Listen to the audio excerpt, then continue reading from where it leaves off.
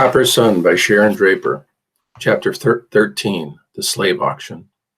The next day, the slaves were taken in groups from the ship. The women were placed in small boats similar to the ones that had taken them away from their homeland. Fewer boats were needed to unload the surviving slaves than when they had started out. As he helped her from the ship into one of the small boats, Bill refused to look at Amari directly. He mumbled into her ear, "Be brave, child. God have mercy on you." Amari glanced back to see him, but he was gone. The rowers were swift and the journey was short. It took only a few minutes to reach the beach on the place they called Sullivan's Island. Chained and pushed, Amari was unloaded with the others.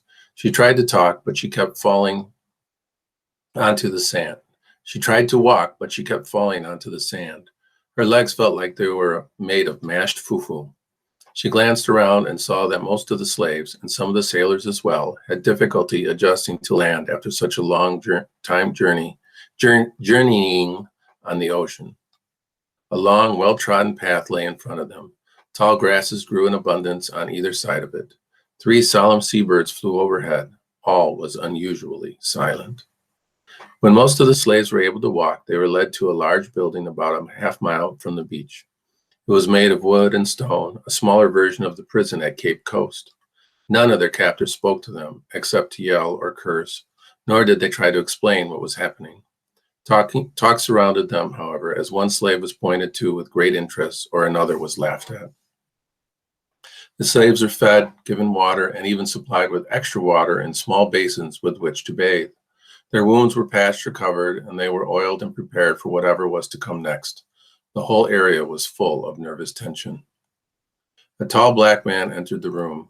He limped noticeably, and he was dressed in a ragged version of the clothing of the whites.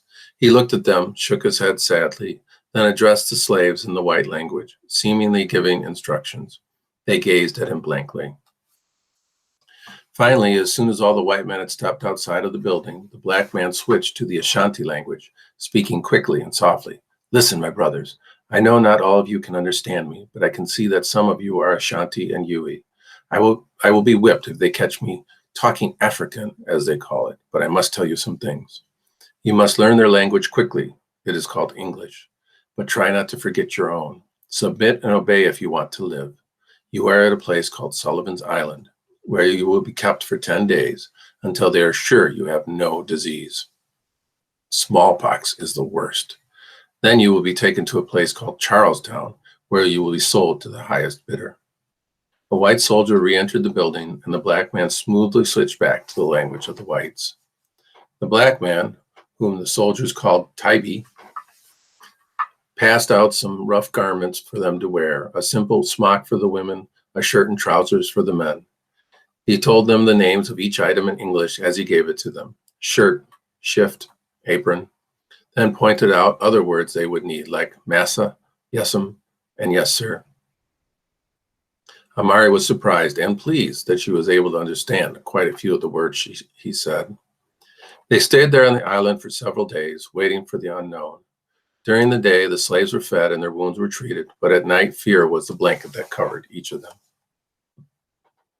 Amari lay on the ground one particularly hot night, trying to escape into sleep. She curled herself into a ball, but as she closed her eyes, memories assaulted her, so she sat back up, leaning against the rough wooden wall. She looked over and was surprised to see Besa, who had worked his way as close to her as he could in spite of his chains. She quickly lowered her head. "My lovely Amari," he greeted her quietly in their language, as if hope still shone in their sky.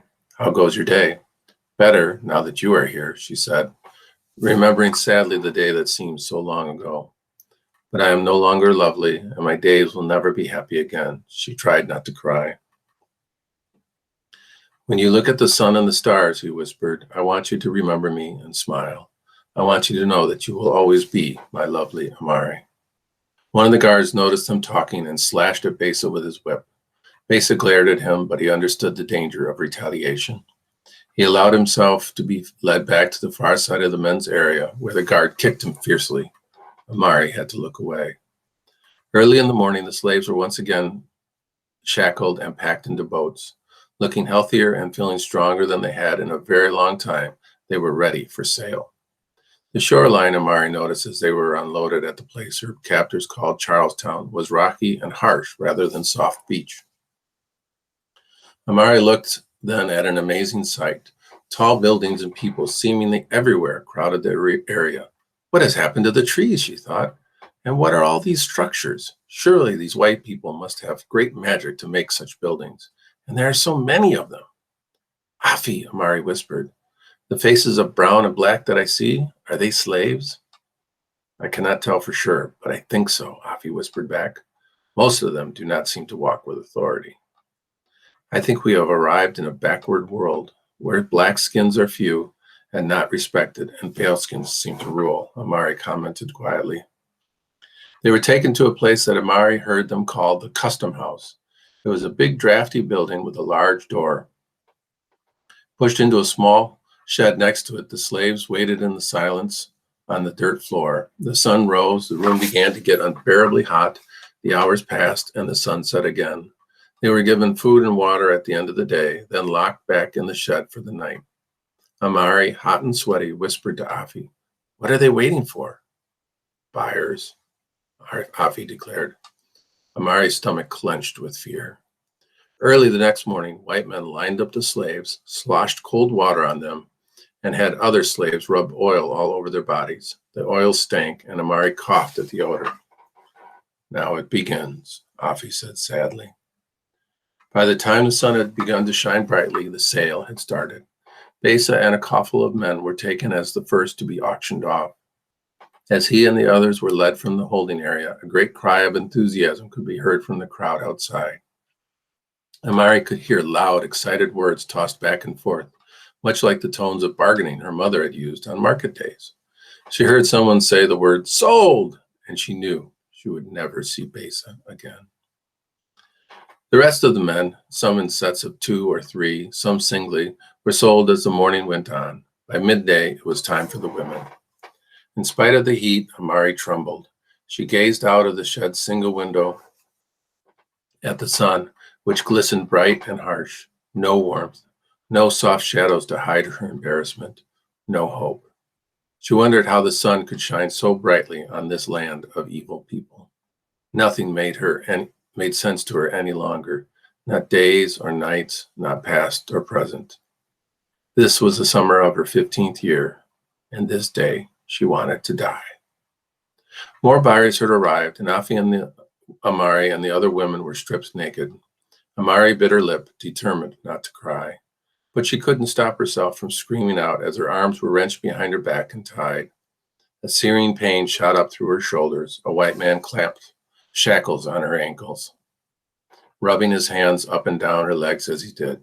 Amari tensed and tried to jerk away, but the chains were too tight. She could not hold back the tears.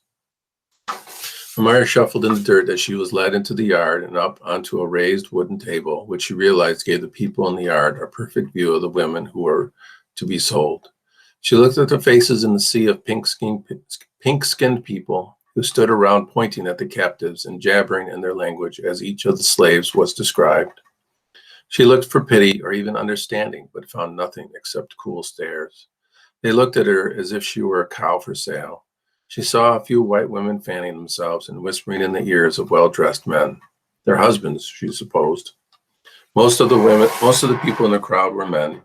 However, she did see a poorly dressed white girl about her own age standing near a wagon. The girl had a sullen look on her face, and she seemed to be the only person not interested in what was going on at the slave sale. Amari looked up at a seabird flying above, and remembered her little brother. I wish he could have flown that night, Amari thought sadly. I wish I could have flown away as well.